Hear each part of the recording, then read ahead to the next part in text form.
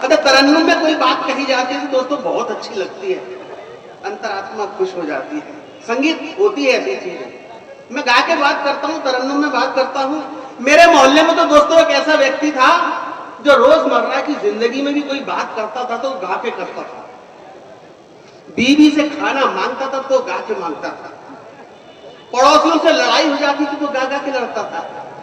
बच्चों को डांटता था तो गा गा के डांटता था। एक दिन उसकी पत्नी ने उसे सूचना दी, बोली सुनो जी, तुम पिता बनने वाले हो।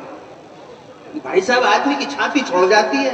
कोई औरत या तो अपने पति से ये कह दे कि तुम पिता बनने वाले हो, मगर कमबख्त की आदत ही बात करके नहीं थी, गा के बात करता था। पत्नी ने सूचना दी कि तुम पिता बनने वाले, और देखो किस अंदाज में अपनी पत्नी से बात कर रहा है। आप तक बात पहुंचे तो तालियों का महोत्सव होना चाहिए। उसकी पत्नी ने सूचना दी कि तुम पिता बनने वाले हो। अब देखो किस अंदाज में बात कर रहा है। ये क्या हुआ, वाह, कब हुआ, कैसे हुआ, कब हुआ, ओ बोलो, उसको बोलो, ये क्या हुआ। पत्नी उस दिन बड़े मूड में बैठी हुई थी। बोले कितना बदतमीज आदमी है, इतनी अच्छी सूचना दी और नालायक कैसे बात कर रहा है। आज जरा मैं भी इसे गा के जवाब देती हूँ। महोत्सव होना चाहिए अगर उसकी पत्नी का जवाब आप तक पहुंचे तो। एक एक हाथ उठना चाहिए। जो जवाब उसकी पत्नी ने दिया उस व्यक्ति के लिए इससे बढ़िया कोई जवाब नहीं हो सकता था। उसकी पत्नी ने जो जवाब सुना दिया उसको वो सुनिएगा। चलते चलते चलते चलते यूं ही कोई मिल गया था, यूं ही कोई मिल गया था। हंसने हंसाने के लिए दोस्तों किसी कविता की जरूरत नहीं होती है। हंसी कहीं से भी उठ जाती है, हंसी आपके बीच में से निकल आती है। मुझे याद है कि 4 देशों के लोग इकट्ठे हो गए और अपने अपने देश के जानवरों की तारीफ करने लगे। जापान का बोला मेरे देश के अंदर बंदर पतंग उड़ाते हैं, तो जर्मन का बोला मेरे देश के अंदर मछलियां हवा में उड़ती हैं। अमेरिका का बोला मेरे देश के अंदर हाथी कार चलाते हैं। हिंदुस्तानी का जवाब सुनना, एक एक हाथ नहीं रुकना चाहिए ताली बजाए बिना। हिंदुस्तानी बोला मेरे देश में गधे सरकार चलाते हैं।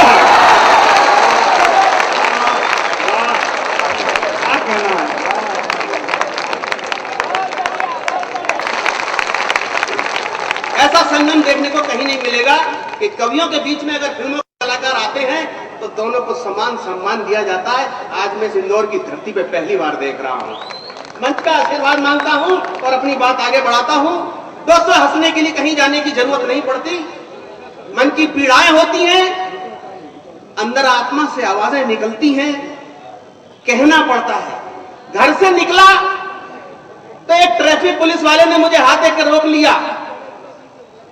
बोला लाइसेंस, मैंने कहा ये लो। पॉल्यूशन के पेपर, मैंने कहा ये लो। आरसी, मैंने कहा ये लो। इंश्योरेंस के पेपर, मैंने कहा ये लो। हेलमेट, मैंने कहा पहन रखा है। बोला चालान कटेगा। अब माथा खराब हो गया यार, सारी चीज दिखा दी, चालान अब काय को कटेगा। मैंने कहा भी अब चालान क्यों कटेगा। बोले जूते नहीं पहन रखे। मैंने कहा जूते नहीं पहनने का ये कौन सा कानून बन गया भाई। बोला जूते पहनकर गाड़ी चलाओगे तो ब्रेक लगाने में आसानी होती है। तुमने ये रबड़ की चप्पलें पहन रखी हैं, ब्रेक लगाने में आसानी नहीं होती है, एक्सीडेंट हो सकता है, चालान कटेगा। मैं समझ गया था कि आज इसके मन में क्या, कानून तो कोई है नहीं है, मगर फिर भी इसके मन की बात मैं समझ गया। मैंने कहा क्या चाहते हो। बोला चालान कटेगा। मैंने कहा कितने का कटेगा। बोला 500 रुपए का। मैंने कहा नहीं है, कितने हैं। बोला 100 रुपए हैं। बोला दे। अब अन्ना हजारे भी कहां कहां हथेली लगाए। 100 रुपए ले लिए भाई साहब। आत्मा फूक गई मेरी। मेहनत की कमाई 100 रुपए बड़ी मुश्किल से कभी सम्मेलन से कमाता हूं, तो पुलिस वाले ले जाए, बर्दाश्त नहीं हुआ। मैं चलते चलते उस पुलिस वाले को 2 शब्द बोल के आया। वो 2 शब्द आप तक पहुंच जाए तो एक बार फिर से तालियों का मौसम देखना चाहता हूं। मैंने उस पुलिस वाले को कहा, साहब ऐसा है। पुलिस वाला बोला, कैसा है? मैंने कहा, साहब ऐसा है, लोहे को लोहा काटता है, लोहे को लोहा काटता है, हीरे को हीरा काटता है, तुम्हें भी एक दिन कुत्ता काटेगा।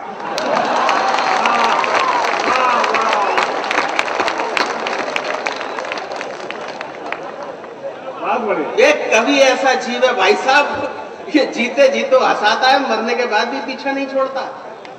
2 कवि मर गए, एक साथ मरे, एक ही दिन मरे, एक ही टाइम मरे, ऊपर पहुंचे नरक में।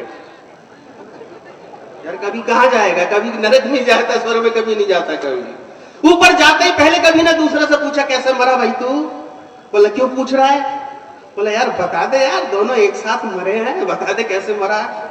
यार मुझे क्या जोर पड़ रहा बताने में, मरा हूं तो बता, ठंडे से मरा हूं। अब तू बता कि तू कैसे मरा। बोला, मुझसे मत पूछ यार, मेरे मरने की कहानी बड़ी अजीब है, शर्म आती है बताते हुए। मैंने कहा, किस बात की शर्म आती है? बता यार, जब मैंने बताया तो तुझे भी बताना पड़ेगा कि कैसे मरा। बोला, यार किसी और को मत बताना मैं कैसे मरा, मैं शर्म से मर गया। पहला कभी बोले, यार शर्म से कैसे मरते हैं लोग? खुल के समझा, मुझे मेरी समझ में नहीं आया, खुल के समझा कि शर्म से लोग कैसे मरते हैं। बोला, क्या बताऊं यार, रात 12 बजे अपने घर पहुंचा तो मुझे ऐसा प्रतीत हुआ कि मेरे घर में मेरी गैर मौजूदगी में कोई दूसरा पुरुष है। मेरी पत्नी घर में अकेली। मैंने सोचा मेरी पत्नी मुझसे दगाबाजी कर रही, आज इसको जान से मार दूंगा। मैंने दरवाजा खटखटाया, पत्नी ने दरवाजा खोला।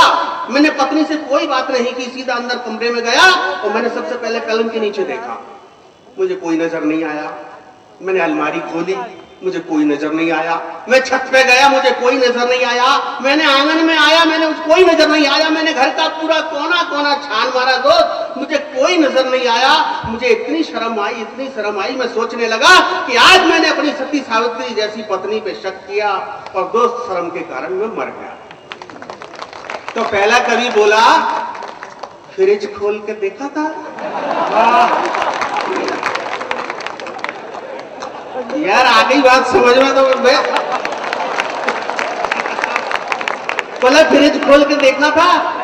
नहीं यार, फ्रिज खोल के तो नहीं देखा। तो कमबख्त फ्रिज खोल के देख लेता, ना तू शर्म से मरता, ना मैं ठंडे से मरता।